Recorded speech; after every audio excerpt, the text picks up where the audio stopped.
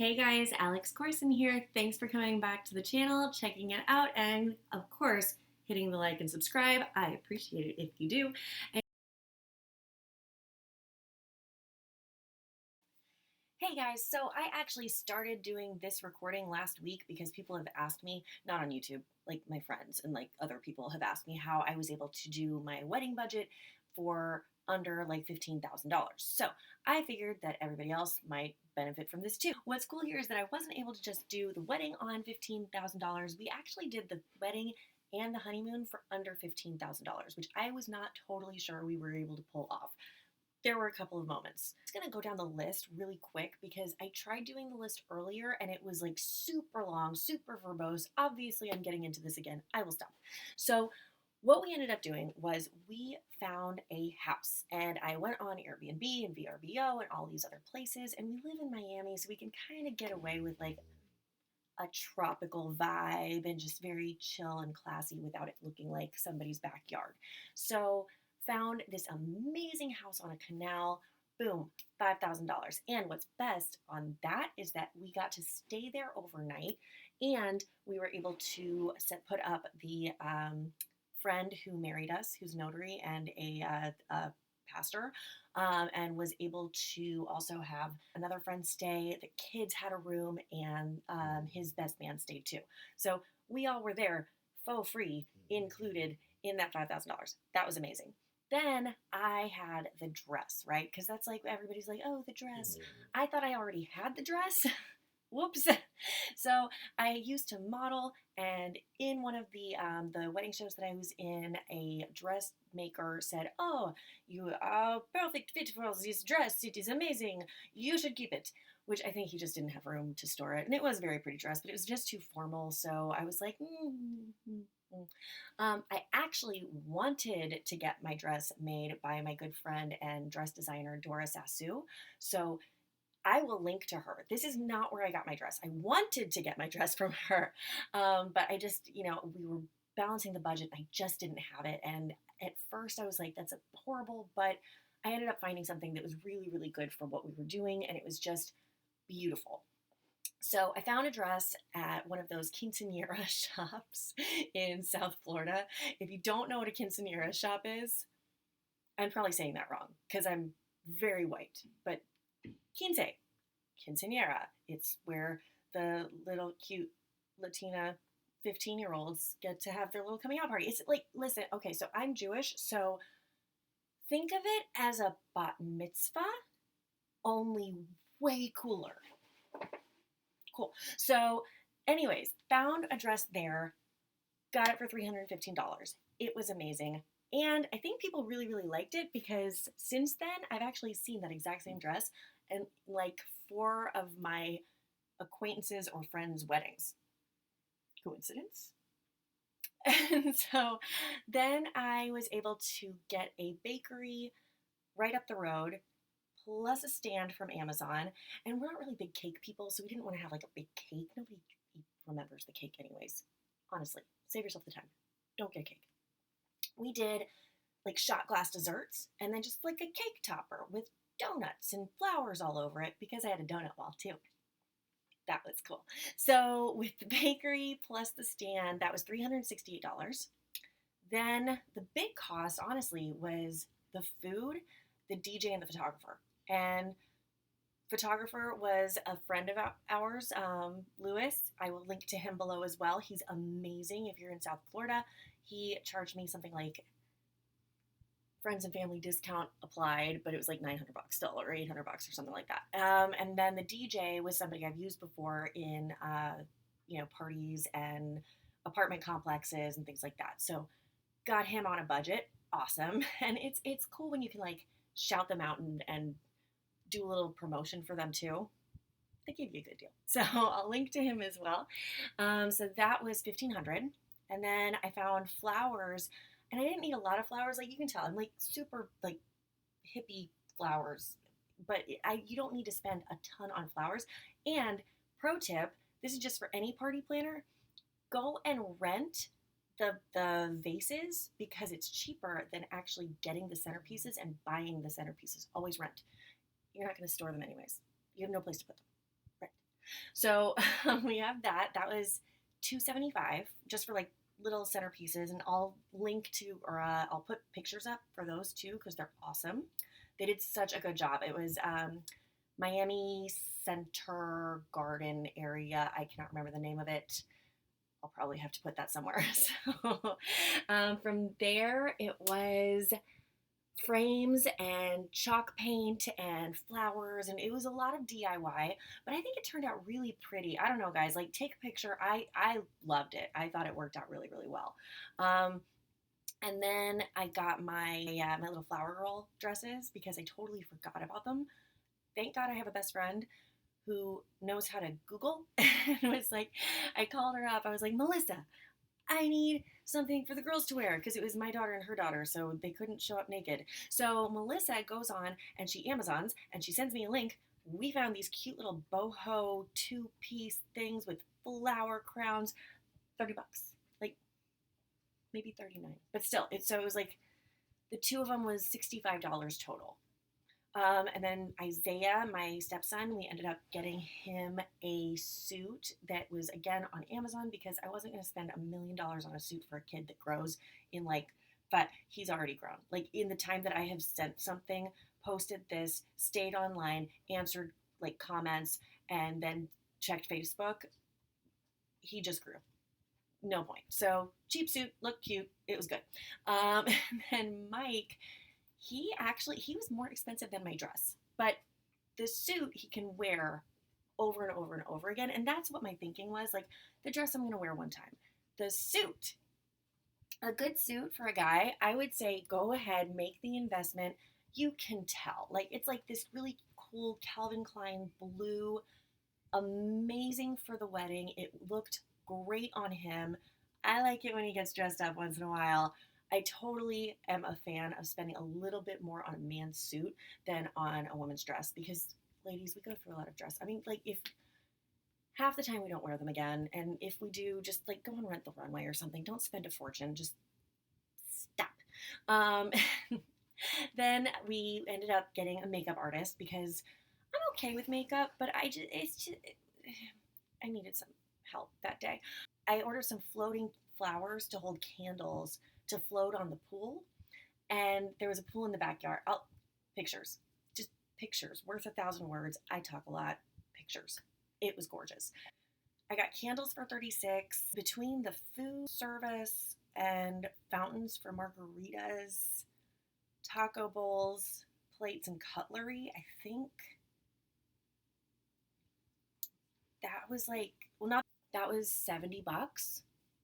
And then we had custom glasses. So I did get custom glasses for old fashions because the way that Mike proposed to me was over old fashions. He had to get his courage up. So it's become kind of a thing. And like, it's our thing. We like old fashions. So we had an old fashioned bar. It was awesome. And $8. And then, and I can link to all of these things. So like, if you guys like any piece of what we did, please take it, steal it, claim it as yours. It's your idea. Mike has been a chef for 17 years, so he does know a lot of people in the industry.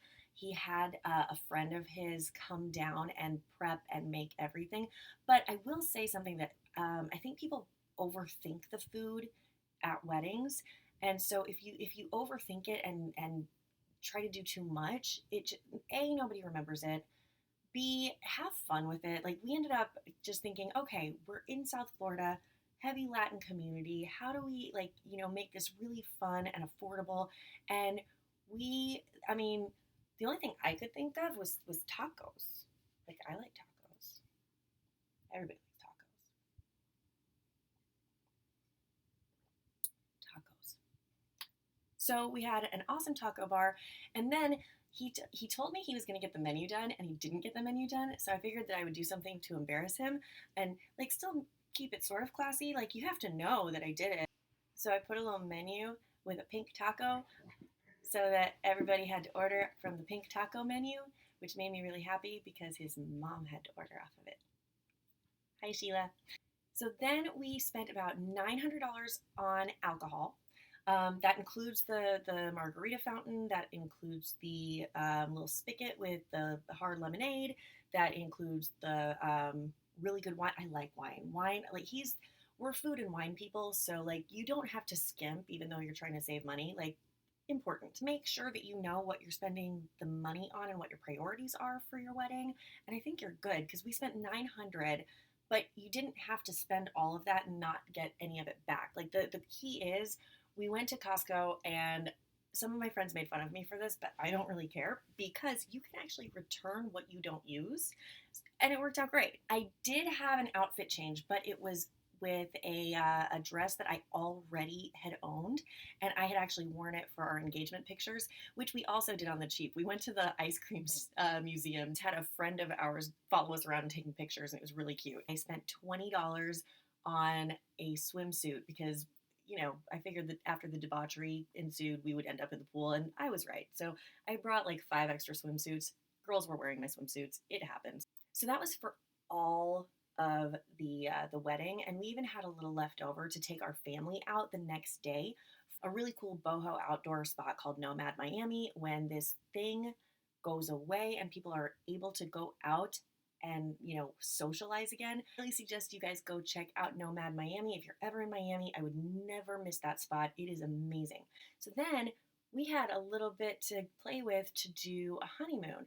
Now, full transparency, I travel a lot for work, so I do have a lot of points rack up, and I kind of have learned how to travel smarter and save as much as possible and still have an epic time. The work had already asked me to go and work from the Dublin office for a week just to kind of do some sales enablement with that team. So I just asked my manager if I could work that into my honeymoon. So I just booked the flight like I normally would, but what I did was I booked the flight to show up a week early, and then I just had to pay for mics, so it was great. So, and what we did was the honeymoon flight was round trip. I got it through Rovia, which you can actually book just like a travel agent. So I booked the flight through Rovia, stayed with American because I get my points back on that. It was $900 round trip from Miami to Dublin. So we used Dublin as our kind of base of operation. Half of that was reimbursed because it was a business trip for me. And then half of it from there was put on points. So the total flight for me and Mike to go back and forth was $275. Transportation while we were there was $700, but that's okay because we went from Dublin to Galway to Dublin to London. Oh, wait, no. Dublin to Galway to Dublin to Paris to Montpellier to Paris to London to Dublin to Miami. Okay, we had a great time. It was awesome. So hotels, we did splurge a little bit. It's our honeymoon. It's fine. We spent $1,000, not including the hotel that I stayed, because I stayed at the normal one that we stayed at for business the week after. But it was cool because like we had our week-long honeymoon, and then Mike got to hang out with me for a week while I was in Dublin working. So it was great. I kind of extended it out a little bit. Granted, it was terrifying because it was also during the hurricane season in Miami. My mom and my sister-in-law were watching the kids. This will probably be another video. It was so stressful. And then we had entertainment, and this is including the Cliffs of Moher, a trip to Galway, the Whiskey Museum, the Guinness Factory, the Louvre, an amazing seaside tapas place. I mean, way more than I can remember. And my weakness, whenever I'm in Dublin, I go to, so they have this place called Butler's Chocolate. I'm pretty sure they built it and made it for me, knowing that I can't resist. Like, I don't normally spend money on coffee. Oh, this place makes this masala chai latte, and if I pass it, even if I have another one in my hand, I will drink it quick, go in and order another one. And they strategically place Butler's Chocolates on like every corner. It's kind of like our 7-Elevens at this point. So you can get, and every time you order a masala chai latte, you get a piece of chocolate. They know me. They love me. Thank you, Butler's Chocolate. I just can't stay away. So from there, American Airlines lost my luggage and I had to buy things, but I was reimbursed. I had to like get things like, underwear and a jacket because the Cliffs of Moher was really cold. And Mike's jacket was in my suitcase too, so we had to get him a jacket. And jeans and like, the basic stuff. So of that, we spent $525 just to replace everything that we needed over the next 36-ish hours. But that was reimbursed. Then they did it again. But this time I already had stuff and I brought things on my carry-on, like not like a Bush League traveler. And we only had to spend like $120 that time, fully reimbursed. I booked everything through my Ebates Rakuten link, which again, if you guys have not started doing this, if you're my friend and you're watching this, at one point you have heard me talk about this. I do not make a purchase without checking Rakuten first and going through that portal, and then putting it on my credit card that gets points back. So I get money back every single time I shop. So Rakuten got us $75 back after all was said and done. And so the total, I need a drum roll. I don't have a drum. So the total after everything was said and done was $14,025. That is how you do a honeymoon and a wedding for under $15,000. Even if I didn't have work, helping me out with the flight, because really that was the only thing. It was just the flight for one person round trip. That still wouldn't have cost more than $350. It's so worth it, guys. Like keep the cost down. If you want to have a large extravagant wedding, by all means, go you have that. But for us, the priority was have a great wedding, have a party, throw it, be there with our friends, travel, and still have enough when we get back for savings to put down on a house, start a family, do the things that we need to be doing. I feel like maybe if we were younger, we would have done it a little bit differently because we wouldn't have known to pinch our pennies so much and we wouldn't have known to do it this way. There's no need. You don't have to spend millions of dollars, thousands of dollars. There's people out there spending $40,000, $50,000 on a wedding, and I just can't wrap my head around it. So I figured if I could show you exactly how everything, broke down, maybe it would help you in the future. Maybe, you're trying to get married or planning on getting married. And anyways, I hope this helped.